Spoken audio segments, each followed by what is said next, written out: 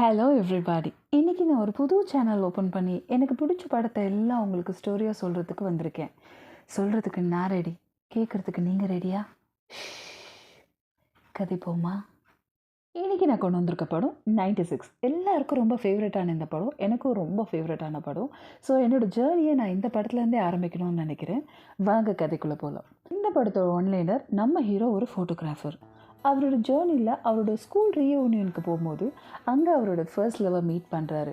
அந்த நாள் நைட்டு அவங்களோட அவர் எப்படி ஸ்பெண்ட் பண்ணுறாரு அப்படிங்கிறது தான் கதை. இந்த கதை ஃபுல்லாகவே லவ் லவ் லவ். யாருக்கெல்லாம் ஃபர்ஸ்ட் லவ் ஸ்கூல் லவ்வாக இருக்கோ அவங்க எல்லாருக்கும் அவங்களோட மெமரிஸை தூசி தட்டி கையில் கொடுத்தா மாதிரி இருக்கும் இந்த படம். அவ்வளோ ஒர்த் வாட்சிங். வாங்க இப்போ நம்ம கதைக்குள்ளே போகலாம். எடுத்த உடனே ஒரு அழகான பாட்டு, அந்த பாட்டிலேயே நம்ம ஹீரோவை இன்ட்ரடியூஸ் பண்ணி அவர் எவ்வளோ காமன் கம்போஸ்டாக ரொம்ப ரசனையான ஒரு வாழ்க்கையை வாழுறாருன்றதை நமக்கு காட்டுறாங்க. பாட்டோட முடிவில் அவர் ஒரு குளத்தடியில் உட்காந்துருக்காரு. அங்கே அவரோட ஸ்டூடெண்ட்ஸ் வர்றாங்க. மீன்ஸ் நம்ம ஹீரோ வெறும் ஃபோட்டோகிராஃபர் மட்டும் இல்லை, அவர் சொல்லி கொடுக்குற வாத்தியம் கூட. ஸோ அவங்க ஸ்டூடெண்ட்ஸ் எல்லாம் வந்தோன்னா, அப்பா இவர் ரொம்ப கடுப்பாக இருக்கிறாருப்பா அப்படின்னு சொல்கிற அளவுக்கு ரொம்ப ஸ்ட்ரிக்டான ஒரு ஆஃபீஸராக தான் அவர் இருக்கார். ஸோ அங்கே வந்து அவங்களோட ஸ்டூடெண்ட்ஸ்க்கான அசைன்மெண்ட்டாக அவர் வந்து அசைன் பண்ணுறாரு. ஸோ இப்போ மணி 9:09லேருந்து 6க்குள்ளே என்னென்ன பண்ணணுன்றது சொல்லிடுறாரு. ஸோ மீன் வயலில் அவரோட ஸ்டூடெண்ட்டான ஒரு பொண்ணு அவரை ஃபோட்டோ எடுக்கிறார். அவர் பேர் பிரபா. ஸோ இந்த பொண்ணு நம்ம ஸ்டோரியில் பின்னாடி கூட வருவாங்க. எல்லாம் முடிஞ்சு ஸ்டூடெண்ட்ஸை ஒரு இடத்துல அசைன் பண்ணி அவர் வந்து அவங்கவுங்க ஒர்க்கை பற்றி பேசிகிட்டே இருக்காரு. அப்போ வந்து அவர் என்ன சொல்கிறாரு, பிரபா இன்னைக்கு நீ நான் ஒரு ஃபோட்டோ எடுத்தல, அந்த ஃபோட்டோவை எப்போ பார்த்தாலுமே எனக்கு 37 வயசு தான். ஏன்னா ஃபோட்டோகிராஃபின்ற ஒரு விஷயத்துக்கு மட்டும்தான் காலத்தை ஃப்ரீஸ் பண்ணக்கூடிய தன்மை இருக்குதுன்னு சொல்லி ஃபோட்டோகிராஃபிக்கு ஒரு அழகான டெஃபினிஷனை சொல்கிறாரு. இப்போ ஸ்டூடெண்ட்ஸ் எல்லாம் அவங்களோட ஒர்க் முடிச்சாச்சு, டிஸ்பர்ஸ்கள் ரெடி ஆயிடுச்சு. இப்போது ஹீரோ வந்து ரொம்ப டயர்டாக இருக்கேன், யாராவது கார் ஓட்டுவீங்களாடா அப்படின்னு கேட்குறாரு ஸ்டூடெண்ட்ஸை பார்த்து. ஸோ அப்போ வந்து பிரபா வந்துட்டு, சார் நான் ஓட்டுவேன் சார் அப்படின்னு சொல்கிறான். ஷோரா அப்படின்னு கேட்டுட்டு காரில் ஏறி உட்காராரு. It's a night travel. அப்போ அவர் சொல்கிறாரு, நான் நடுவில் எழுந்து பார்ப்பேன், நீ 100க்கு மேலே போனால் தொலைச்சிட்டேன் அப்படின்னு சொல்லிட்டு அவர் படுத்துடுறாரு. ஸோ இவங்க ஓட்டிகிட்டு வந்துகிட்டே இருக்கும்போது காலையில் விடியற மாதிரி இருக்குது. அந்த டைமில் இவர் முழிச்சு பார்க்குறாரு. பார்த்தா ரூட்டு வேறு மாதிரி இருக்குது. என்ன அப்படின்னு கேட்டோன்னே, இல்லை சார் வர வழியில் ஒரு சின்ன ப்ராப்ளம், அதனால் நம்ம தஞ்சாவூர் வழியாக வரோம் சார் அப்படின்னு சொன்னோன்னே இவருக்கு ஒரே சந்தோஷமாக எடுத்து ஜன்னலை தவிர அப்படி சொல்கிறாரு. ஓட்டிக்கிட்டே இவங்க விண்டோ டவுன் பண்ணுறாங்க. வெளியில் இருக்க காற்றை சுவாசி அப்படின்னு சொன்னோன்னே இவங்க அப்படி அழகாக சுவாசிச்சதுக்கப்புறமா எப்படி இருக்கு எங்கள் ஊர் காற்று அப்படி சொல்கிறாரு. சார் இது உங்கள் ஊரா அப்படின்னு சொல்லி ஆச்சரியமாக கேட்குறேன். ஆமான்னு சொன்னதுக்கப்புறம் பயங்கர எக்ஸைட்மெண்ட்டோட அந்த ஊரை பற்றின பெருமை அது இது, நாங்கள் இங்கே தான் படித்தோம், இங்கே வளர்ந்தோம், இங்கே பெக்கரியில் இதை சாப்பிட்டோன்னு எல்லாத்தையும் சொல்லிக்கிட்டே வராரு. அப்போ வழியில் ஒரு பாலத்தை காட்டுறாங்க. ஸோ அந்த பாலத்தை பார்த்தோன்னா ஐயா அப்படியே லைட்டாக கொஞ்சம் ஆஃப் ஆகுறாரு. ஆனால் நான் ஹாப்பி நோட் தான். அதுக்கப்புறம் மூவ் ஆன் போயிட்டே இருக்காங்க. அப்போ ஒரு ஸ்கூல், அந்த ஸ்கூல் கிட்ட போனோன்னே நிறுத்து அப்படின்னு சொல்கிறாரு. அந்த ஸ்கூல் வாசலில் ஒரு வாட்ச்மேன் உட்காந்துருக்காரு. அந்த வாட்ச்மேன் யாருன்னு பார்த்தீங்கன்னா நம்ம ஜனகராஜ் சார். ஸோ இவர் என்ன கேட்குறாருன்னா, உன்னால் காரை வேகமாக கொண்டு போயிட்டு அவரை கிட்ட போய் நிறுத்த முடியுமா, அவரை பயன்படுத்த முடியுமான்ற மாதிரி கேட்குறாரு. ஷியோர் சார் அப்படின்னு சொல்லிட்டு அவர் காரை எடுத்து சல்லுன்னு கிட்ட போய் நின்று ஒரு பிரேக் அடிக்கிறா. அவர் பயந்தே போயிடுறாரு. அதுக்கப்புறமா அவர் ஏய் யாரா அப்படின்னு கேட்கும் போது இவர் வந்து காரை விட்டு இறங்கி வந்து நிற்கிறார். வந்து நின்னதுக்கப்புறமா தன்னை அறிமுகப்படுத்திக்கணும் இல்லையா, ரொம்ப வருஷத்துக்கு அப்புறமா. ஸோ அவரோட ஓல்டன் டேஸில் அவர் எப்படி அவரை அட்ரஸ் பண்ணுவாரோ அதே மாதிரி ஒரு சல்யூட் அடிச்சுட்டு, yes sir K Ramachandran sir 10C அப்படின்னு சொல்கிறாரு. ஆமாங்க, நம்ம ஹீரோட பேர் ராமச்சந்திரன், நமக்கு ஷார்ட்டாக ராமன் கூப்பிடுவோம். அப்படி சொன்னோன்னா அவர் குட்டி அப்படின்னு சொல்லி ஓடி வந்து அவரை கட்டி பிடிச்சிக்கிறாரு. ஸோ அவங்களோட பியூட்டிஃபுல்லான மொமெண்ட் அவங்க ஷேர் பண்ணிக்கிறாங்க அங்கே. அதுக்கப்புறமா அவர் வந்து ஸ்கூலை சுற்றி பார்க்கணும் அப்படின்னு சொல்லி கேட்குறாரு. ஓ ஷியோர், உங்கள் ஸ்கூல் தான் நான் போட அப்படின்னு சொல்கிறாரு. இவர் போய் அந்த ஸ்கூலை சூப்பராக சுற்றி அழகாக பார்க்குறாரு. அவரோட பழைய மெமரிஸ் எல்லாம் அவர் நினச்சி பார்த்து ஒவ்வொரு பெஞ்சு, உட்காந்த இடம், நடந்தது, ஃப்ரெண்ட்ஸோடு இருந்தது எல்லாத்தையும் பார்த்து ரொம்ப சந்தோஷமாக வந்து ஒரு கடைசியாக ஒரு பெஞ்சில் உட்காந்து அப்படியே ரிலாக்ஸ்டாக அந்த ஸ்கூலில் பார்க்கும்போது பக்கத்தில் வந்து நம்ம ஜனகராஜ் சார் வந்து உட்கார்றாரு. என்னடா சுற்றி பார்த்துட்டியா, ஹாப்பியா அப்படி கேட்குறாரு. சார் அப்படின்னு சொன்னோன்னே அவர் வந்து, உன் கூடவே ஒருத்தர் சுற்றிக்கிட்டே இருப்பானே அவன் எங்கே அப்படின்னோடனே, அவனை பேசுகிறீங்களா அப்படின்னு சொல்லிவிட்டு ஒரு வீடியோ கால் பண்ணி அவன் ஃப்ரெண்டுக்கு கொடுக்குறாங்க. ஸோ ஃப்ரெண்டு வந்து இவரை பார்த்த உடனே காவல் தெய்வமே அப்படின்னு சொல்லிட்டு ரொம்ப ஹாப்பியாக அவரும் ஒரு கான்வர்சேஷன் பண்ணுறாரு. அதுக்கப்புறம் இவர் ஒவ்வொருத்தர் ஃப்ரெண்ட்கிட்டயா பேசிக்கிட்டே இருக்காங்க. அது ஃபைனலாக வந்து ஒரு ரீயூனியன் மாதிரி வைக்கலாம், எல்லோரும் வந்து மீட் பண்ணலாம், சென்னையிலே வைக்கலாம் அப்படின்ற மாதிரி சொல்லி பேசி அது கன்ஃபார்ம் ஆகுது. ஸோ ரீயூனியன் டே வந்துடுச்சு. ரீயூனியன் டே அன்னைக்கு எல்லாரும் ஒவ்வொருத்தராக வந்து கேதர் ஆகிட்டே இருக்காங்க. ரொம்ப ஹாப்பி மூமெண்ட்ஸை ஷேர் பண்ணிக்கிட்டே இருக்காங்க. செம்ம ஃபன்னாக இருக்குது. எல்லாரும் 90s கிட்ஸாக செம்ம ஜாலியாக ஹாப்பியாக இருக்காங்க. இங்கே வந்து ஒரு கேரக்டரை காட்டுறாங்க, ஷுபான்னு சொல்லிட்டு. ஷுபா வந்து ராமோட ஸ்கூல்மேட்டு, அவங்களோட ரொம்ப க்ளோஸ் ஃப்ரெண்டு கம் சிஸ்டர் மாதிரி. ஸோ அவங்க வந்து அண்ணாத்தன் தான் படம் முழுக்க இவனை கூப்பிட்டுட்டே இருப்பாங்க. ஸோ அவங்க வந்து ஒரு மாதிரி கோச்சிக்கிற மாதிரி உட்காந்துருக்காங்க, ஏன் இவ்வளோ நாள் என்னை வந்து பார்க்கல அப்படின்னு. அப்புறம் ராமு செல்லமாக அவங்கள ஹக் பண்ணி அவங்கள சமாதானப்படுத்தி எல்லாரும் அவங்க ஃப்ரெண்டு ஷுபா 3 பேர் உட்காந்து பேசிட்டே இருக்கும்போது அவங்க ஃப்ரெண்டுக்கு ஒரு கால் வருது. அந்த கால் யாருன்னு சொல்லி ஷுபா கேட்கும்போது அவர் பேசாது அப்படி சொல்லி சைகை காமிச்சிட்டே இருக்காரு. அவங்க வந்து என்னடா இவன் சும்மா ஏதோ பண்ணிகிட்டே இருக்கான், யாரா ஃபோனுன்னொன்னே ராமு கேட்குறாரு யாரா அப்படின்னு சொல்லி அவர் அப்படியே தயங்கி ஜானு அப்படின்னு சொல்கிறார். அந்த வார்த்தையை கேட்ட உடனே இவர் அப்படியே ஒரு ஃப்ளாஷ்பேக்குக்கு போகிறாரு. நம்ம ஹீரோ வந்து அப்படியே ஸ்டன் ஆகி அந்த பேரை கேட்ட உடனே அப்படியே ஃப்ளாஷ்பேக்குக்கு போகிறார். ஃப்ளாஷ்பேக்கில் நம்ம ஹீரோயினியை வந்து ஒரு ஸ்கூல் யூனிஃபார்மில் காட்டுறாங்க. ஸோ அவங்களும் ஹீரோவும் ஒரே கிளாஸில் படிக்கிறாங்க. 2 பேரும் ஒருத்தர் ரொம்ப க்ளோஸ் ஃப்ரெண்ட்ஸாக இருந்துட்டு இருக்காங்க. ஸோ வாய்ஸ் ஓவரில் ஹீரோயினை பற்றின இன்ஃபர்மேஷன்ஸாக ஹீரோ வந்து சொல்லிக்கிட்டே இருக்காரு நமக்கு. ஸோ அவங்களோட பியூட்டிஃபுல் ரிலேஷன்ஷிப்க்கு நடுவில் ஒரு நாள் என்ன ஆகிடுது, ஹீரோயினுக்கு உடம்பு சரியில்லாமல் போயிடுது. ஸோ அவங்க ஸ்கூலுக்கு ஒரு 2 நாள் வரல. 2வது நாள் முடிவில் இவர் என்ன பண்ணுறாரு, தான் ஃப்ரெண்டு ஷுபாவான பொண்ணை கூட்டிகிட்டு ஹீரோயினை தேடிட்டு அவங்க வீட்டு பக்கமே போகிறாரு. பட் வீடு கண்டுபிடிக்க முடியல அவங்களால.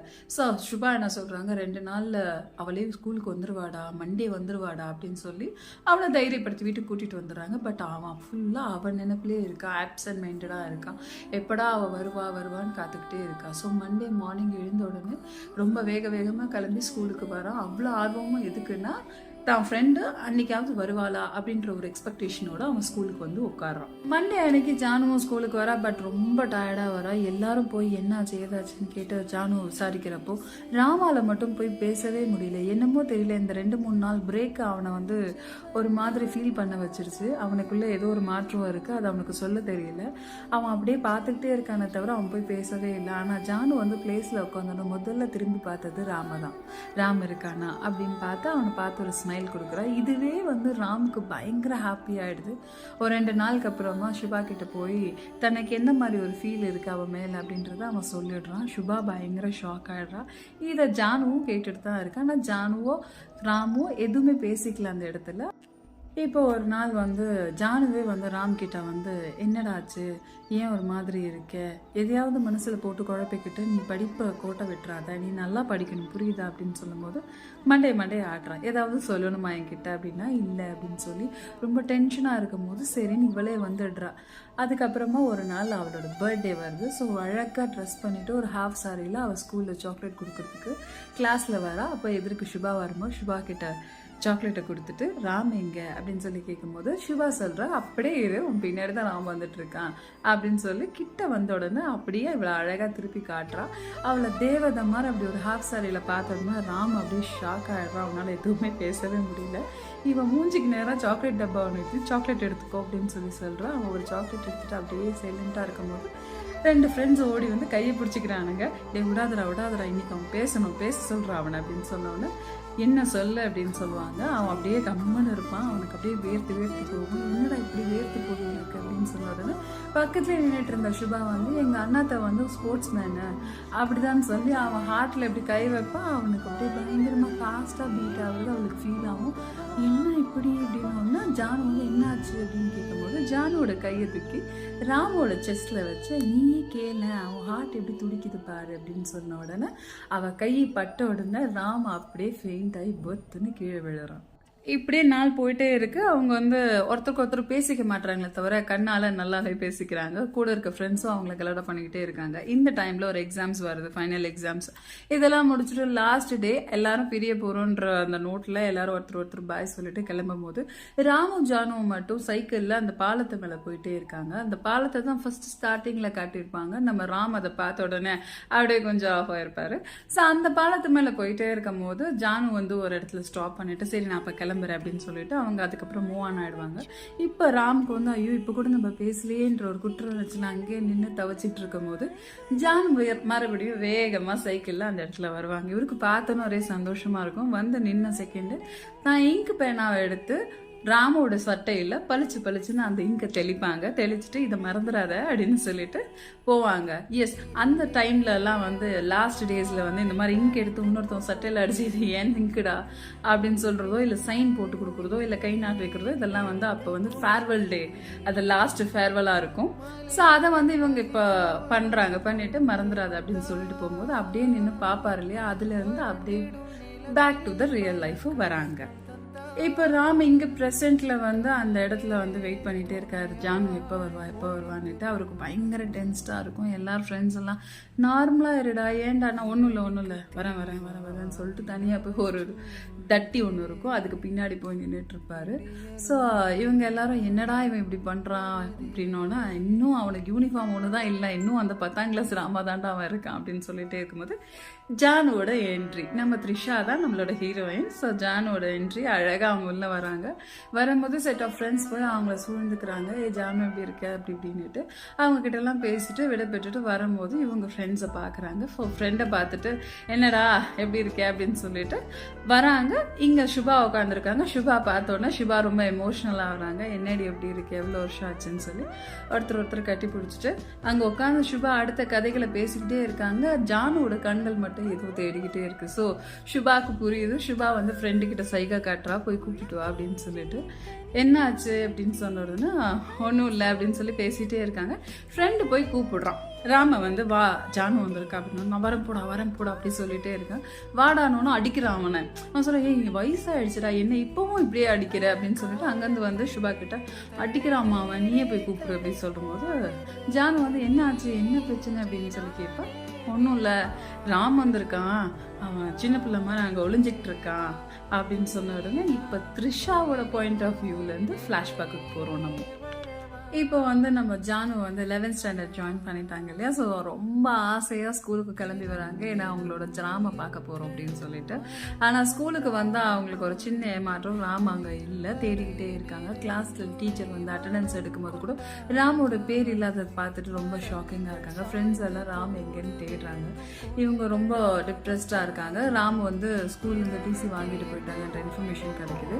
ஸோ ஃப்ரெண்ட்ஸ் எல்லாம் என்ன சொல்கிறாங்க, நீ ஒன்றும் கவலைப்படாத, நான் போய் ராமோட வீட்லேயே போய் பார்த்துட்டு வரேன்னு சொல்லி வீட்டுக்கு போகும்போது அங்கேருந்து கிடைக்கிற தகவல்லேருந்து ராமோட அப்பாவுக்கு சில பல கனவுகள் இருந்ததுனால அவங்களோட ராத்திரியே அவங்க அந்த ஊரை விட்டு கிளம்பி சென்னைக்கு போயிட்டதாகவும், இனிமேல் அவங்க பற்றின எந்த இன்ஃபர்மேஷனும் கிடைக்க போகிறதில்லை அப்படின்றத நோட்டோட அவங்க ரொம்ப அப்படியே உடஞ்சி போய் உட்காடுறாங்க. அவங்களால எதுவுமே செய்ய முடியல. அப்படியே திகைச்சு போய் என்ன பண்ணுறது அப்படின்னு முழிச்சுட்டே இருக்கிறப்போ அப்படியே ரியாலிட்டிக்கு கொண்டு வராங்க. இங்கே த்ரிஷா வந்து அவங்களே எழுந்து ராம் இருக்கிற அந்த இடத்துக்கு போகிறாங்க. போய் அங்கே ராம் அந்த பக்கம் திரும்பி அவர் ரொம்ப டென்ஷனாக இருக்கார். இவங்க போயிட்டு ராம் அப்படின்னு கூப்பிடுறாங்க. அவர் வந்து பயந்தா மாதிரி ஜானுவை ஃபேஸ் பண்ண வேண்டிய அந்த தருணம் வந்துடுச்சு. ஸோ படப்படப்பாக அந்த 10th ஸ்டாண்டர்டில் இருந்த அதே படப்படப்போடு அவர் திரும்பி அவங்கள பார்க்குறாரு. பார்த்துட்டு அவரால் சரியாக கம்யூனிகேட்டே பண்ண முடியல. அவங்க கேட்குறதுக்கு மட்டும் ஊன்னு அப்படி பதில் சொல்லிக்கிட்டே இருக்கிறாரு. அந்த டைமில் அவங்க சட்டுன்னு அவங்க கையெடுத்து அவர் நெஞ்சில் வச்சோன்னே ஆஸ் யூஷுவல் ஃபடார் அவர் மயக்க அடித்து விழுந்துட்டார். ஸோ கண்ணை திறந்து பார்த்தா எல்லாரும் எழுந்து அவருக்கு ரெடி பண்ணிகிட்டு இருக்காங்க. சுபா வந்து ரொம்ப பேனிக் ஆகிட்டு அவரோட செஸ்லெல்லாம் தேய்ச்சி விட்டுட்டு, என்னடா ஆச்சு, கை காலெல்லாம் தேய்ச்சி விட்டுட்டு இருக்காங்க. எனக்கு ஒன்றும் இல்லை, விடுங்க அப்படின்னு சொல்லிட்டு அங்கே ரொம்ப எம்பாரசிங் மொமெண்ட்டாக அதை வந்து க்ரியேட் ஆகிட்டே இருக்குது. ரொம்ப அழகாக எல்லாரும் ஃப்ரெண்ட்ஸ் எல்லாம் பேசிக்கிட்டே இருக்கும்போது அப்போ சுபா என்ன பண்ணுவாங்க, எல்லாரும் ஒருத்தர் அப்படியே கழட்டி விடுவாங்க. தனியாக ஜானு மாட்டினோடனா, ஓ அந்நியாரே இதெல்லாம் தப்பு இல்லையா, என்ன நடக்குது இங்கே அப்படின்னு சொன்ன உடனே அவங்க, ஓ நாத்தனாரே நீங்கள் முதல்ல இங்கேருந்து கிளம்புங்க அப்படின்னு சொல்லி அவங்களையும் பற்றி விட்டுருவாங்க. அப்போ ராம் வந்து ஜானிக்காக சாப்பாடு எடுத்துகிட்டு வந்துட்டு இருப்பாரு. அந்த சாப்பாடை வாங்கி ஜானு ஹாஃப் சாப்பிட்டுட்டு மீதியை வந்து ராமுக்கு கொடுத்து, நீ இதை சாப்பிட்டுடு, நீயும் தானே சாப்பிடல அப்படின்னு சொல்லி கொடுத்துருவாங்க. அதை வாங்கி ஒரு வாய் அவர் எடுத்து வைக்கும்போது அந்த லவ்ப்பா, யாரெல்லாம் ஸ்கூலில் லவ் பண்ணியிருக்கீங்களோ அவங்க எல்லாருக்கும் இந்த சீன் பயங்கரமாக கனெக்ட் ஆகும். So sweet of it. அதை வந்து நமக்குள்ள ஆடியன்ஸ்குள்ளே அவ்வளோ அழகாக கிடத்திருப்பாங்க இந்த சீனில்.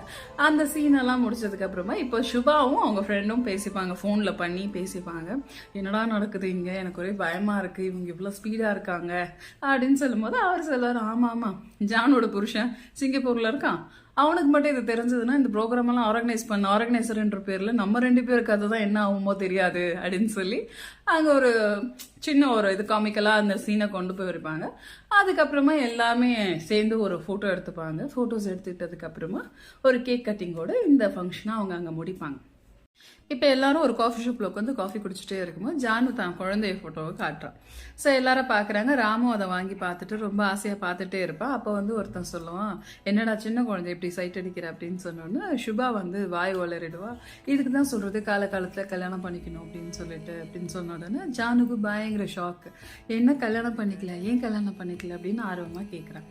ஆனால் யாருமே பதில் சொல்லல. அங்கேருந்து அப்படியே எல்லாரும் எஸ்கேப் ஆகிடுறாங்க. ஸோ இப்போ வந்து ஜானுவையும் ஷுபாவையும் ராம் கொண்டு போய் ட்ராப் பண்ணுற மாதிரி ஒரு பிளான் இருக்கும். அப்போ வந்து ஒரு ஃப்ரெண்டு கூப்பிட்டு ஷுபா கிட்ட சொல்லுவான், முதல்ல நீ இறங்கிடாத, ஃபஸ்ட்டு ஜானுவை ட்ராப் பண்ணிவிட்டு அதுக்கப்புறமா நீ இறங்கிக்கோ அப்படின்னு சொன்னாலும் அதே மாதிரி போவாங்க. ஸோ போகிற வழியில் இவன் என்ன பண்ணுவான், ரூட்டை மாற்றி எடுப்பான். அப்போ ஷுபா சொல்லுவாங்க, இந்த பக்கம் என் வீடு இல்லைடா, ஃபஸ்ட்டு அவளை இறக்கி விட்டுட்டு அதுக்கப்புறம் என் வீட்டுக்கு கூட்டிகிட்டு போ அப்படி சொன்ன உடனே அவன் சொல்லுவான், இல்லை இதுதான் பக்கம், ஃபஸ்ட்டு உன்னை இறக்கி விட்டுட்டு அப்புறம் நான் அங்கே இறக்கி விட்டுக்கிறேன் அப்படின்னு சொல்லி அவளை கன்வின்ஸ் பண்ணி கொண்டு போய் ஃபஸ்ட்டு சுபாவை இறக்கி விட்டுடுவாங்க. இறக்கி விட்ட உடனே ஃபஸ்ட்டு அவன் கையை பிடிச்சிட்டு சொல்லுவான், ஒழுங்கு மரியாதை அவளை கொண்டு போய் இறக்கி விட்டுட்டு வீட்டுக்கு போகிற வழியை பாரு அப்படின்னு சொல்லும்போது, உனக்கு என்னை பற்றி தெரியாதா அப்படின்னு சொல்லிட்டு அங்கேருந்து அவன் எஸ்கேப் ஆகிறான். ஆனால் காரில் ஏறின செகண்டு அப்புறம் ஜானு அப்படின்னு சொல்லும்போது தான் அப்போ ஜானு சொல்லுவான், ஓ அப்போ சுபா இல்லைன்னா தான் நீங்கள் என்கிட்ட பேசுவீங்க அப்படி தானே அப்படின்னு சொல்கிறான். இப்போ வந்து அவன் வந்து அடுத்து பேசிட்டே இருப்பா. இவன் எதுவுமே பதில் சொல்லாமல் சைலண்ட்டாக வந்து காரை வந்து அவங்க ஹோட்டலோட லாபியில் வந்து நிறுத்துவான். ராம் சீரியஸாக என்னை இறக்கி விட போறியா, என் கூட பேசணும் உனக்கு கொஞ்சம் கூட தோணலையா அப்படின்னு உடனே சுபா உன்னை இறக்கி விட சொன்னா அப்படின்னு மொல்லமாக அப்படி சொல்லும்போது அவளுக்கு ஒரு மாதிரி ஒரு கோவம் வருது. இறங்கி நேராக அவள் கிளம்பி உள்ளே போயிடுறான். ஆனால் அவள் அழுதுகிட்டே போவா, ரூமுக்கு போய் அவள் அழுவா. அதுக்கப்புறம் அவளுக்கு பொறுக்கவே முடியாது. சரி கால் பண்ணிடலான்னு சொல்லிட்டு கால் பண்ணுவான். கால் பண்ணிவிட்டு ராம் எங்கே இருக்க அப்படின்னா, ராம் உடனே என்ன வேணும் ஜானு, ஏதாவது வேணுமா அப்படின்னு கேட்பான். இல்லை நீ எங்கே இருக்க, நீ ரொம்ப தூரம் போயிட்டியா அப்படின்னு சொல்லி கேட்கும்போது, இல்லை நான் உன்னை எங்கே இறக்கி விட்டனோ அங்கேயே தான் இருக்கேன் அப்படின்னு சொன்னோன்னே இவன் அங்கேருந்து ஓடி வந்து அவனை செல்லமாக 2 அடி கொடுத்துட்டு, 22 வருஷம்டா, ஒரு 2 வார்த்தை பேசணும்னு கூட உனக்கு தோணலை அப்படின்னோன்னா அவன் அப்படியே கையை இழுத்துக்கு மட்டும் சாரி சொல்லி காரில் ஏறு அப்படின்னு சொல்லி சிரிச்சுட்டே ஏற்றவான். அவன் ஏறினோடனே எங்கே போகலாம் அப்படின்னோடனே இவன் நீ சொல்ல எங்கே போகலாம் அப்படின்னு கேட்கும்போது, சலூன் இருக்குமா, சலூனுக்கு போகலாமான்னு கேட்பான். இவனுக்கு வந்து ஒரு சலூன் கடைக்காரர் ரொம்ப பழக்கம் சின்ன வயசுலேருந்து. அவரை வந்து எழுப்பி நடுராத்திரியில் அவங்க கடையை ஓப்பன் பண்ண வச்சு உங்கள் சலூன் ஷாப்புக்கு போவாங்க. அவனை க்ளீன் ஷேவ் பண்ண வச்சு ஹேர்ஸ் எல்லாம் ட்ரிம் பண்ணி அவனை டை பண்ணி அவனை ரொம்ப யங்காக மாற்றி அந்த சலூன்லேருந்து இவன் வெளியில் கூட்டிகிட்டு வந்து அப்படியே ரசித்து பார்ப்பா அவனை. அவன் அவ்வளோ அழகாக வைக்கப்படுவான் அந்த சீனில். பேசிட்டே அவன் அப்படியே கிட்ட வரும்போது இவன் அப்படியே தள்ளி போவான், திருப்பி கிட்ட வருவான், தள்ளி போவான். ஏன்டா இவ்வளோ வைக்கப்படுற அப்படின்னு சொல்லிட்டே இருக்கும்போது அவளுக்கு ஒரு நிமிஷம் ஸ்ட்ரைக் ஆகும். ஸ்டாப், ஆர் யூ வர்ஜின் அப்படின்னு கேட்பான். அவன் பயங்கரமாக ப்ளஷ் ஆவான். அந்த சீன் ரொம்ப அழகாக இருக்கும் பார்க்கும்போது. அவன் வந்து ப்ளஷ் ஆனோன்னு இவன் என்னடா சொல்லுடானோ ஆமாம் அப்படின்னுட்டோன்னா, எருமை மாடு என்ன வயசாகுது ஏன் அப்படின்னு, ஏன்னா ஆஞ்சநேயருக்கு வேண்டுதல் அப்படி சொல்லுவான். அதுக்கப்புறமா அவன் சொல்லுவான், நீ இதுக்கு மேலே பேசாத, நீ கேட்டால் நான் சொல்லிட்டேன், எனக்கு ஒரே பப்பிஷயமாக இருக்குது, அதை பற்றி பேசாத அப்படின்னோடனே, சரி உனக்கு ஒரு லவ் கூடவா இருந்தது இல்லை அப்படி சொன்ன உடனே அப்போ அவன் சொல்லுவான், அந்த மாதிரி லவ் இருந்தது அப்படின்னோன்னா, அதான் நான் பார்த்தேன், இந்த மாதிரி ஆம்பளைங்களால யாரும் பொண்ணு விட்டு வைக்க மாட்டாங்க அப்படி சொன்னோன்னா, என்ன மாதிரி ஆம்பளைன்னா என்ன அர்த்தம் அப்படின்னோன்னா, நீ ஒரு ஆம்பளை நாட்டு கெட்டடா அப்படி சொல்லுவான். ஸோ அப்படியே வெக்கப்படுவான். சரி விஷயத்த சொல்லணுன்னா, காலேஜில் ஒரு பொண்ணு படித்தா கூட அந்த பொண்ணுக்கு வந்து அவன் மேலே இன்ட்ரெஸ்ட் இருந்துச்சு. காலேஜ் முடிச்சோன்னு ஒரு நாள் எனக்கு கால் பண்ணிவிட்டு பேசிகிட்டே இருக்கும்போது இந்த மாதிரி விரும்புகிறேன் அப்படின்னு சொல்லி சொன்னான். நீ என்ன சொன்ன அப்படின்னா, நான் என்னென்னோ சொல்லி பார்த்தேன், எனக்கு வேலை இல்லை, வசதி இல்லை, அது இதுன்னா அவன் விடுற மாதிரி இல்லை. அப்புறமா உண்மையை சொன்னேன். என்ன உன்னை பற்றி சொன்னேன் அப்படின்னா, ஜானுக்கு அப்படியே ஒரு மாதிரி இருக்கும். அதுக்கப்புறம் என்ன சொன்னாவ அப்படின்னு கேட்பா. 3 மாதம் கழிச்சு எனக்கு வந்து கல்யாண பத்திரிக்கை அனுப்பிச்சி வச்சா. அதுக்கப்புறம் ஃபோன் பண்ணி நீங்கள் பட்டன் நடந்ததை நினச்சிட்டு வராமல் இருக்காதீங்க, நான் எதிர்பார்ப்பேன், கண்டிப்பாக வாங்க அப்படின்னு சொன்னான். நீ போனியா அப்படின்னு கேட்பான். நான் போகல, என்னதான் இருந்தாலும் என்னை இஷ்டப்பட்ட பொண்ணு, அந்த பொண்ணுக்கு நான் போய் நின்று ஒரு மாதிரி எம்பாரசிங்காக இருக்கும், அதனால நான் போகல அப்படி சொல்லுவான்.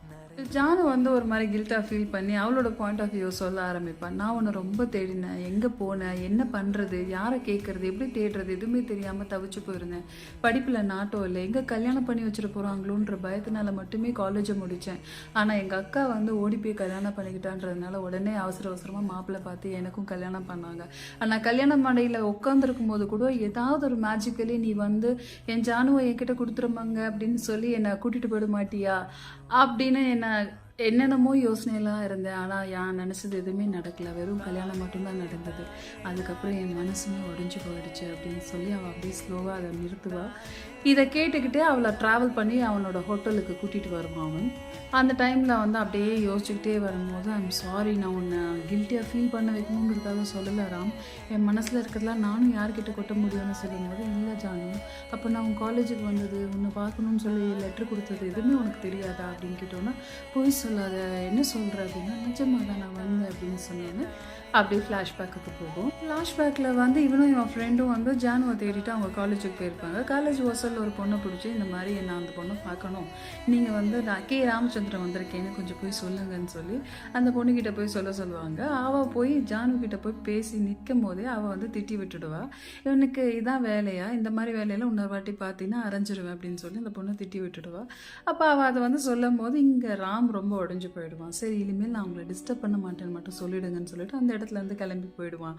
இது தெரிஞ்ச உடனே அவள் ஓன்னு அழுவா. இங்கே ப்ரெசண்ட்டில் வந்து ஜானு என் தலை எழுத்து அப்படின்னு சொல்லிட்டு ரூமுக்கு ஓடி போயிட்டு அங்கே உட்காந்து பாத்ரூமில் உட்காந்து அழுவா. அப்போ இவனும் போய் அந்த ரூமில் வந்து கதவு திறந்துட்டு போய் ப்ளீஸ் அப்படின்னு சொல்லி அவளை கன்சோல் பண்ணி கூட்டிகிட்டு வந்து ஹாலில் உட்கார வச்சு என்ன பண்ண முடியும் அப்படின்னு சொல்லும் போது அவள் சொல்லுவாள், இல்லை அன்றைக்கி என்ன நடந்துச்சுன்னா, அந்த பொண்ணு வந்து என்கிட்ட சொல்லும் போது என் பின்னாடி ஒருத்தன் சுற்றிட்டு இருந்தான், அவன் தான் அங்கே வாசலாண்ட நின்றுட்டு இருந்தான், நான் அவனை பார்த்துட்டு அவன் தான் அனுப்பிச்சிட்டான் அப்படின்னு சொல்லி நான் நினச்சிட்டேன். அந்த பொண்ணு உன் பேரை மறந்துட்டா, அன்றைக்கி மட்டும் அவள் பேரை மறக்காமல் சொல்லியிருந்தா இன்றைக்கி என் தலையெழுத்த வேறு மாதிரி இருக்கும், எல்லாம் என் தலையெழுத்து, நான் என்ன பண்ணுறதுன்னு சொல்லி அழுகும் போது, நானும் இதை சொல்லியிருக்கக்கூடாது, இப்போ உனக்கு இது கஷ்டம் இல்லையா அப்படின்னு சொல்லுவான். அப்போ அவள் சொல்லுவாள், இல்லை இவ்வளோ கஷ்டத்துலையும் நீயும் என்னை தேடி இருக்க, எனக்காக வந்திருக்கேன்றது எனக்கு ஒரு பெரிய ஆறுதலாக இருக்குது. இப்போ இவ கேட்பா, 3 வருஷத்துக்கு அப்புறம் உனக்கு என்ன புதுசாக ஒரு ஞானோதயம் திருக்குன்னு வந்து என்கிட்ட சொல்லணுன்னு அப்படின்னு சொல்லி கேட்கும்போது, அதுக்கு முன்னாடியே எனக்கு நீ என்ன பண்ணுற, எங்கே போகிற, ஏதா பண்ணுற எல்லாமே எனக்கு தெரியும் அப்படின்னு சொல்லுவான். எப்படி தெரியும்னா, எல்லாத்துக்கும் ஆள் வச்சுருந்தேன், நீ 10th எவ்வளோ மார்க்கு, 11th இப்படி பண்ண, அதை பண்ண, இவங்க பின்னாடி சுற்றுனாங்க, உங்கள் அப்பாவுக்கு தெரியாமல் நீ இதை பண்ணன்னு எல்லா இன்ஃபர்மேஷன்ஸும் கொடுத்துருப்பான். அதை விட சூப்பராக உன்னோட காலேஜ் செகண்ட் இயரில் உன்னோட ஃபர்ஸ்ட் டைம் நீ புடவை கட்டியிருக்க, ராமர் கலர் புடவை. அது ஒரு பக்கம் அந்த புடவை அவிழ்ந்து விழுந்துருமோன்ற ஒரு பயம், ஒரு பக்கம் எல்லாரும் நம்மளே பார்க்குறாங்கன்ற வெக்கம், சும்மா எப்படி இருந்தது தெரியுமான்னு சொல்லி அந்த சீன் வந்து ரொம்ப அழகாக பண்ணியிருப்பார் விஜய் சேதுபதி. அப்போ வந்து அவர் சொல்லுவார், அப்படியே தூக்கின்னு வந்து கோயிலில் வச்சு தாலி கட்டுற மாதிரி இருந்தேன் அப்படின்னு சொல்லி அவர் சொல்லும் போது இவர் ரொம்ப அழகாக அதை ரசித்து பார்ப்பா. அப்போ சொல்லுவார், அதுக்கப்புறமா நீ வந்து புடவை கட்டி நான் உன் கல்யாணத்தில் தான் உன்னை பார்த்தேன் அப்படின்னு சொல்லும்போது இவர் பயங்கர ஷாக் ஆகிடுவான். என்ன சொல்கிற அப்படின்னோன்னா, ஆமாம் நான் வந்தேன், நான் உன் கல்யாணத்துக்கு வந்தேன் அப்படின்னு சொல்லும் போது இவர் ரொம்ப எமோஷ்னலாக ரொம்ப டச் ஆகிடும் அதுக்கு அவளுக்கு. இப்போ இந்த சுச்சுவேஷனை மாற்றுறதுக்காக அவன் அப்படியே எதோ பேசிட்டு, சரி நான் கிளம்புறேன், மணி ஆயிடுச்சு, 3 மணிக்கு நான் வந்து உன்னை பிக்கப் பண்ணிட்டு போகிறேன், உனக்கு ஃப்ளைட்டுக்கு நான் கொண்டு போய் உன்னை ஏற்றி விடுறேன் அப்படின்னு சொல்லும் போது அவள் வந்து சொல்கிறா, இங்கேருந்து உட்காரு, நான் வந்து வாழ்க்கையில் இந்த ஒரு நாள் நைட்டாக மிஸ் பண்ணுறதுக்கு தயாராக இல்லை, தயவுசெய்து என்னை தூங்குவீங்கன்னு சொல்லாத, நான் உன் கூட தான் இருப்பேன் அப்படின்னு சொல்லி அவங்க கூட வெளியில் கிளம்புறாங்க. ஜாலியாக அவங்க மெட்ரோவில் ட்ராவல் பண்ணுறாங்க, அங்கே இங்கே போய் ஒரே ஹாப்பியாக போய் எண்ட் ஆஃப் த டே அவங்க வந்து ஒரு காஃபி ஷாப் மாதிரி ஒரு ஷாப்பில் போய் உட்காந்துருக்கும் போது அங்கே நம்ம ஃபஸ்ட்டு பார்த்தோம் இல்லையா, பிரபான்னு ஒரு பொண்ணு, அவனோட ஸ்டூடெண்ட், அவளும் அவ்வளோ கூட சில ஃப்ரெண்ட்ஸும் வந்து அங்கே வந்து ஒரு பார்ட்டிக்காக வந்திருக்காங்க போல். ஸோ அவங்கள பார்த்தோன்னே இவன் பம்புறான், நான் போய் பாத்ரூமில் ஒழிஞ்சிக்கிறேன் அப்படின்னு சொல்லிட்டு குடுக்குன்னு போகும்போது அந்த பசங்க முன்னாடி மாட்டிக்கிறாங்க. அவன் திரும்பி திரும்பி இவளை பார்த்துட்டே இருக்கிறத வச்சு பிரபா வந்து அது உங்கள் ஒய்ஃபா அப்படின்னு சொல்லி கேட்டுட்டு இவகிட்டே டைரெக்டாக வந்து பேசுகிறாங்க. பேசும்போது நீங்கள் சாரோட ஒய்ஃபான்னு கேட்டோன்னா ஆமான்னு சொல்லிடுறா இவ. அதுக்கப்புறம் சார் கல்யாணம் பண்ணிக்கிட்டாருன்றது எங்களுக்கு ரொம்ப ஆச்சரியமாக இருக்குது அப்படின்னோடனே, ஏன் வெளியில் தெரியவே இல்லை எங்களுக்கு அப்படின்னு சொல்லும்போது, லவ் மேரேஜ் இல்லை அதனால அப்படின்னோன்னா, லவ்வா சார் கல்யாணம் பண்ணிக்கிட்டதே வந்து பெரிய விஷயமா நாங்கள் பார்க்குறோம், இதில் லவ் மேரேஜாக எப்படி பண்ணீங்க, யார் ப்ரப்போஸ் பண்ணது, எப்படி மேடம் அக்செப்ட் பண்ணது எல்லாம் கேட்டுகிட்டே இருக்கும்போது இவன் அந்த காலேஜ் டேஸில் ஒருவேளை அந்த பொண்ணு வந்து பேரை வந்து கரெக்டாக கே ராமச்சந்திரன்னு சொல்லியிருந்தா என் லைஃபே மாறி இருக்கும்னு சொன்னா இல்லையா. ஸோ அப்படி மாறி இருந்தால் எப்படி மாறி இருக்கும்னு இவளோட இமேஜினேஷன் இருக்கும். அது அப்படியே நடந்ததாக சொல்கிறான். அவன் காலேஜுக்கு வந்தான், அந்த பொண்ணுக்கிட்ட லெட்டர் கொடுத்தான், அந்த பொண்ணு வந்து கே ராமச்சந்திரன் சொன்னோன்னு இவன் ஓடி வந்து ஹக் பண்ணி இவளோட சேர்ந்துக்கிட்டா அப்படின்ற மாதிரி அதை கவிதை நேயத்தோட அந்த லவ்வை பற்றி அவள் சொல்கிறா. அவளோட இமேஜினேஷன் லவ் தான், அது நமக்கு புரியுது, பட் அந்த பசங்களுக்கு அது உண்மை மாதிரி அவள் சொல்கிறா. இப்போ வந்து அவங்க 2 பேருமே ஒருத்தர் பார்த்துக்கிறாங்க. இவனுக்குமே புரியுது அவள் எவ்வளோ லவ் பண்ணியிருக்கா இவனை அப்படின்னு சொல்லிட்டு. அப்புறம் அங்கேருந்து அந்த பசங்க எல்லாரையும் கிளப்பி ஒரு வழியாக அனுப்பிவிட்டு வாங்க நம்மளும் போகலாம் அப்படின்னு சொல்லிட்டு இவன் வந்து ஜானுவை கூப்பிட்டுட்டு வெளியில் வரான். வந்ததுக்கப்புறம் என்ன சொல்கிறான், தயங்கி ஒரு விஷயத்த சொல்கிறேன். இங்கேருந்து நம்ம ஹோட்டல் ரொம்ப தூரம், நம்ம அவ்வளோ தூரம் போகிறதுக்கு பதிலாக இங்கே பக்கத்தில் தான் என் வீடு இருக்குது, என் வீட்டுக்கு வேணால் நம்ம போகலாமா அப்படின்ற மாதிரி தயங்கி கேட்டுகிட்டே இருக்கும்போது இவன் வந்து என்ன சொல்லுவா, என்னை பற்றி என்ன நினச்ச ராம், என்ன அவ்வளோ மோசமாக நினச்சா நீ அப்படின்னு கேட்டோன்னே இவன் பயந்துடுறான். சாரி நான் தப்பாக எதுவும் கேட்கல, வேணா நான் கேப் புக் பண்ணுறேன், நீ ஹோட்டலுக்கு போறியா அப்படின்னு கேட்பான். அப்போ சிரிச்சுட்டு இந்த விஸ்வாமித்திரர் இருக்கார் இல்லையா, அவரை சுற்றி வருங்களே இந்த 3 பொண்ணுங்க, அந்த பொண்ணுங்களை கொண்டு வந்து உங்ககிட்ட ஒரு நாள் ஃபுல்லாக ஒப்படைச்சாலும் அப்படியே திருப்பி கொடுப்பேன், நீ அப்படி ஆட்பட்ட ஆள் நீ அப்படின்னு சொல்லி அவனை கலாச்சி விட்டுடுவோம். அதுக்கப்புறமா அவங்க வீட்டுக்கு வந்து அவன் கூட்டிகிட்டு போய் அவனோட வீட்டில் கொண்டு போய் இறக்குவான்.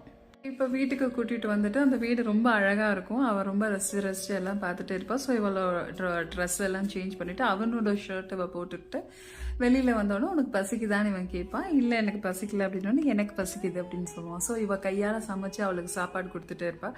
2 பேரும் சாப்பிட்டுட்டே இருக்கும் போது கரண்ட்டு போயிடும். சரி கரண்ட்டு போயிடுச்சு, நீ எங்கேயும் எழுந்துக்காத, நான் போய் லைட்டை எடுத்துகிட்டு வரேன்னு சொல்லிட்டு இவன் உள்ளே போகும்போது அந்த நேரத்தில் அவன் எப்போவுமே கேட்டுகிட்டே இருப்பான் இல்லையா அந்த பாட்டை, அந்த யமுனை ஆற்றில் பாட்டை அவள் அப்போ பாடுவான். அங்கேருந்து வருவான், திருப்பி இருட்டில் முகம் தெரியாதுன்னு மறுபடியும் ஓடுவான். போய் அந்த லைட்டை தேடி எடுத்துக்கிட்டு தள்ளி கிள்ளி விட்டுட்டு ஓடி வந்து அந்த லைட்டை வச்சு அவள் கடைசியாக முடிக்கும் போது அவள் முகத்தை பார்க்கும்போது இருக்கிற சந்தோஷம் அவனுக்கு அவ்வளோ ஒரு ஹாப்பியாக இருக்கும். ஸோ அதுக்கப்புறமா அவங்க 2 பேரும் அந்த சாப்பாடை எல்லாம் முடிச்சுட்டு எல்லாத்தையும் எடுத்து வச்சுட்டு அதுக்கப்புறமா நெக்ஸ்ட் என்னன்னா அவனோட ட்ரெஷர் பாக்ஸ், அந்த பாக்ஸை ஓப்பன் பண்ணி அவன் என்னெல்லாம் சேர்த்து வச்சிருக்கான், அவளோட நினைப்புகளாக என்னெல்லாம் இருக்குன்றதை காமிச்சிட்டே இருப்பான். அந்த பாலத்துக்கிட்ட அவளோட இங்க் பெனால் அவள் அடித்தாலே அந்த வெள்ளை சட்டை, அவளோட துப்பட்டா ஒன்று சுட்டு வச்சிருப்பான். இது மாதிரி எல்லாம் காமிச்சிட்டு இருக்கோம். ஒரு புக்லேருந்து ஒரு ரோஜா பூ எடுத்து காமிப்பேன், இதை உன்னோடது நான் பத்திரமா வச்சிருக்கேன் அப்படின்னு சொல்லுவோம். அந்த புக்கில் ஒரு பேப்பர் இருக்கும், அது என்னடான்னு கேட்டால் ஒன்றும் இல்லை அப்படின்னு மறைப்பேன். அது இல்லை அது ஏதோ லவ் லெட்டரா இல்லை கவிதையான்னு கேட்டோன்னா ஆமான்னு சொல்லுவான். எனக்கெல்லாம் யாரா கவிதை எழுத போகிறா, படிடா அப்படின்னு சொல்லி கேட்பான். அவனே படிச்சுட்ட காட்டுவான். படித்து காட்டுட்டே இருக்கும் பார்த்தா அவள் தூங்கிடுவான். ஸோ அவள் அப்படியே குழந்த மாதிரி அவளுக்கு போத்தியெல்லாம் வச்சுட்டு இவனும் அந்த கீழே போட்டு படுத்துருவாங்க. காலையில் எழுந்தோன்னு ஃப்ளைட்டுக்கு போகணும் அவங்க. அவள் கண்ணு முடிச்சு பார்க்கும்போது அவன் கீழே படுத்திருப்பான். எதுக்கு நீ கீழே படுத்திருக்க, மேலே வா அப்படின்னு சொல்லி கொடுப்பான். இவன் தயங்குவான். அப்புறமா அவன் மேலே ஏறி உட்காரும்போது 2 பேரும் சேர்ந்து உட்காந்து அவனுக்கு பொண்ணு பார்த்துட்டு இருப்பாங்க. அவன் இதெல்லாம் எதுக்கு அப்படின்னு கேட்கும்போது ஆமாம் நீ வாழ்க்கையில் செட்டில் ஆகணும், நீ நல்லா இருக்கணும் அப்படி இப்படின்னு சொல்லி அவள் சொல்லிகிட்டே இருப்பான். அப்போ அவன் கேட்பான், ஆமாம் நானும் கேட்கணும்னு நினச்சேன், அங்கே ஹோட்டலில் வந்து அந்த பிரபா பொண்ணு காதில் ஏதோ ஓதிக்கிட்டு இருந்தால என்ன சொன்னா அப்படின்னோன்னு, சார் ரொம்ப நல்லவர் சார், நல்லவர் மேடம், நீங்கள் அவரை நல்லா பார்த்துக்கோங்க அப்படின்னு சொல்லி சொன்னான். நல்லவர்னு எனக்கும் தெரியும், ஆனால் அவரை நல்லா பார்த்துக்கணும், அதுக்கு தான் என்ன பண்ணுறதுன்னு தெரியல அப்படின்னு யோசிச்சுட்டே இருக்கேன் அப்படின்னு சொல்லுவாள். அந்த இடத்துல வந்து சரி டைம் ஆச்சு வா கிளம்பலாம் அப்படின்னு சொல்லி அவளை அங்கேருந்து கூட்டிகிட்டு போவாங்க. போகிற வழியெல்லாம் அவள் அழுதுகிட்டே இருப்பாள். பயங்கரமாக எமோஷ்னலாக இருக்கும் இந்த சீன்ஸ் எல்லாம். 2 பேரும் பிரிய போகிறாங்கன்னு நமக்கே அந்த ஃபீல் இருக்கும். கொண்டு போய் அங்கே ஏர்போர்ட் வாசலில் நிற்க வச்சுட்டு நீ போ அப்படின்னு சொல்லி பேகை கொடுக்கும்போது அப்படியே சின்ன குழந்தை மாதிரி பாப்பா அவர். என்ன ஏன் அப்படி பார்க்குற அப்படின்னா, இன்னும் கொஞ்சம் நேரம் நான் கூட இருக்கிறேன் அப்படின்னு சொன்னோன்னே, இப்போவே லேட் ஆகிடுச்சு அப்படின்னோடனே ப்ளீஸ் ஏதாவது பண்ணு அப்படின்னு சொன்னோன்னே சரி இருன்னு சொல்லி இவன் போய் இவனுக்கு ஒரு டிக்கெட் எடுத்துகிட்டு வந்துடுவான். உனக்கு ஃப்ளைட் ஏற்றி விடுற வரைக்கும் நான் அவன் கூட இருக்கிறேன், ஓகேவா, அப்போ வரைக்கும் நான் அவன் கூடவே இருப்பேன்னு சொல்லிட்டு வரணும். அவன் ரொம்ப எமோஷ்னலாக இருக்கான். இதுக்கும் அழுதினா அடி வாங்குவேன் அப்படின்னு சொல்லிட்டு அவளை கூட்டிகிட்டு போய் அங்கே நிற்க வைக்கிறான். இப்போ ஃப்ளைட்டுக்கு போக வேண்டிய டைமு. அந்த உள்ள போகிற என்ட்ரிக்கு முன்னாடி நின்றுட்டு 2 பேரும் பயங்கர எமோஷ்னலாக பார்த்துப்பாங்க. இங்கே டயலாக்ஸே இருக்காது, பட் வந்து அவங்க லவ் அவ்வளோ அழகாக கன்வே பண்ணுவாங்க. நமக்கே வந்து அவங்க சேர்ந்துடணும்னு நமக்கே தோன்ற அளவுக்கு அவ்வளோ பியூட்டிஃபுல்லாக இருக்கும். நமக்கு வந்து அட்லீஸ்ட் அவங்க ஃபைனலாக அட்லீஸ்ட் ஒரு ஹக்காவது பண்ணுவாங்க. நம்ம எமோஷ்னலாக வெயிட் பண்ணிகிட்டு இருக்கும்போது டேரக்டர் ரொம்ப ஜென்டிலாக இந்த சீனை வந்து அவ்வளோ அழகாக பியூட்டிஃபுல்லாக மேக் பண்ணியிருப்பாங்க. கடைசியில் அவன் பார்க்குற பார்வை அவளால் அதை மீறி போகவே முடியாது. ஸோ அவன் கண்ணை மட்டும் மூடிட்டு அழுதுகிட்டே அவள் அப்படியே திரும்பி பார்க்காம போயிடுவாள். இவன் அங்கேருந்து பயங்கர கனத்த மனசோட அங்கேருந்து வெளியில் வந்து அவன் வீட்டுக்கு வந்தோன்னா மறுபடியும் அதே அந்த பழைய வெறுமை அப்படியே திரும்பி அங்கே பால்கனியில் எங்கே நின்று அவன் கூட பேசினானோ அந்த பால்கனியில் நின்று பார்த்துட்டே இருக்கும்போது அவளோட துணி அங்கே காஞ்சிட்ருக்கும். ஸோ ஆஸ் யூஷுவலி இவனோட மெமரிஸ் கலெக்ஷன் ட்ரெஷர் பாக்ஸில் வந்து அந்த ட்ரெஸ்ஸையும் மடித்து அங்கே வச்சுட்டு அவன் மூடிடுவான். அவளை அந்த மெமரிஸோடு அவன் லைஃப்பை இன்னும் லீட் பண்ணிகிட்ருப்பான்ற நோட்டோடு இந்த படத்தை அழகாக முடிச்சிருப்பாங்க. This is my first video. அது கண்டிப்பாக நிறைய குறைய இருக்கும், எல்லாத்தையும் மன்னிச்சிடுங்க. நெக்ஸ்ட் வீடியோஸில் என்ன நான் திருத்திக்கிட்டு நான் உங்களுக்கு ஏற்ற மாதிரியான வீடியோஸை கொண்டு வரேன். தேங்க்யூ, ஜட்டா, பாய்.